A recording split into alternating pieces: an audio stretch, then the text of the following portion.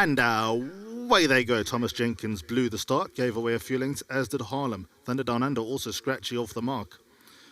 Green Garnet is the first one to show. Aristotle races half a length away in second. Then comes Jet A1, who races back in third. A Freak is further back. Paces on fourth place and about 5 lengths off the leader. Then came Honor of Kings in the black and white colours. That one's outside. Elusive Black. Then came Count William. Harlem is off the bridle on the red sleeves and brown cap. Then came Thomas Jenkins. Thunder Down Under will have to be good. 10 lengths off the leader and Green around the bend with 700 metres left to run. Green Garnet is the leader by a couple of lengths. Aristotle happy to watch on from second. Honor of Kings has gradually gained ground, now racing in third. Jet A1, Elusive Black, they the next to. A Freak just behind midfield. Blue sleeves, red cap towards the far side. Harlem was next. Count William out after those. Thomas Jenkins and Thunder Down Under towards the outside of runners. Got about 9 to make up with 300 metres left to run. Aristotle came gliding into the lead. Green Garnets and the pink sleeves and cap forced to battle back and not stopping. Then comes Honor of Kings. Further back, Elusive Black and Jet A1, but Aristotle opened up by a length and a half, make that 2, and Aristotle glides away to win with a bit of class. Great run, Green Garnet in second. Third, Honor of Kings. Then came Elusive Black in fourth.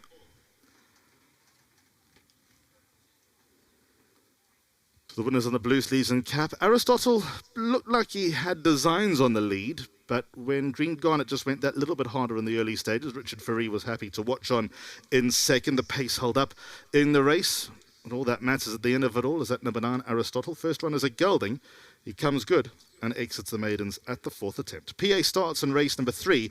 That is due to get underway at 20 past 1.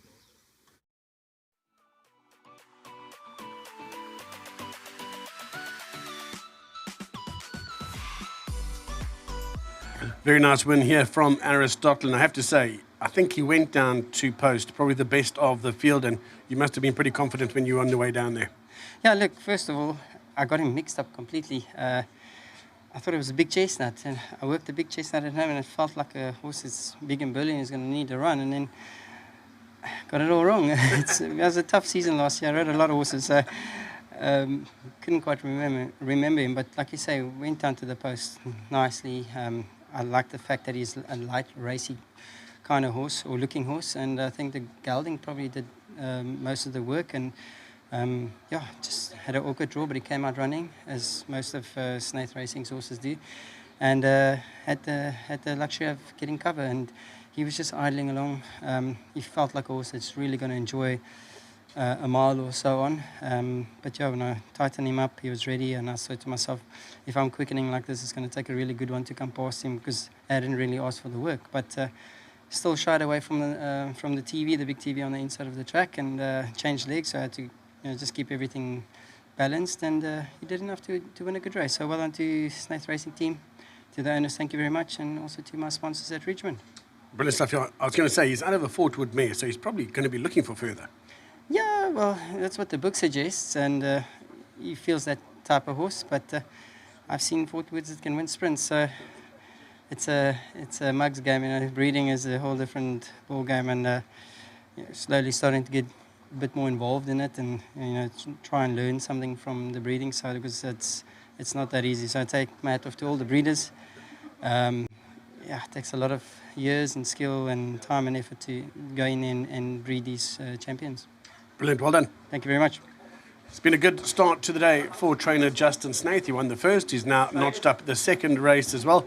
Justin, well done. When this horse glided down to the post, he looked above this field. Look, it was a nice race. There was a split, and we moved on to the Tuesday, which was perfect because it looked a weaker race. And take nothing away from some of the other horses, they're all having first time. I mean, the first 4 horses in this race were first timers. So from committing from a 9 draw, you can, because you know they're going to be a little bit on the slow side, and then they'll find their feet. And it was just nice not to see Richard not in front. And very nice horse. A horse. Well, he was in front, but at the right time.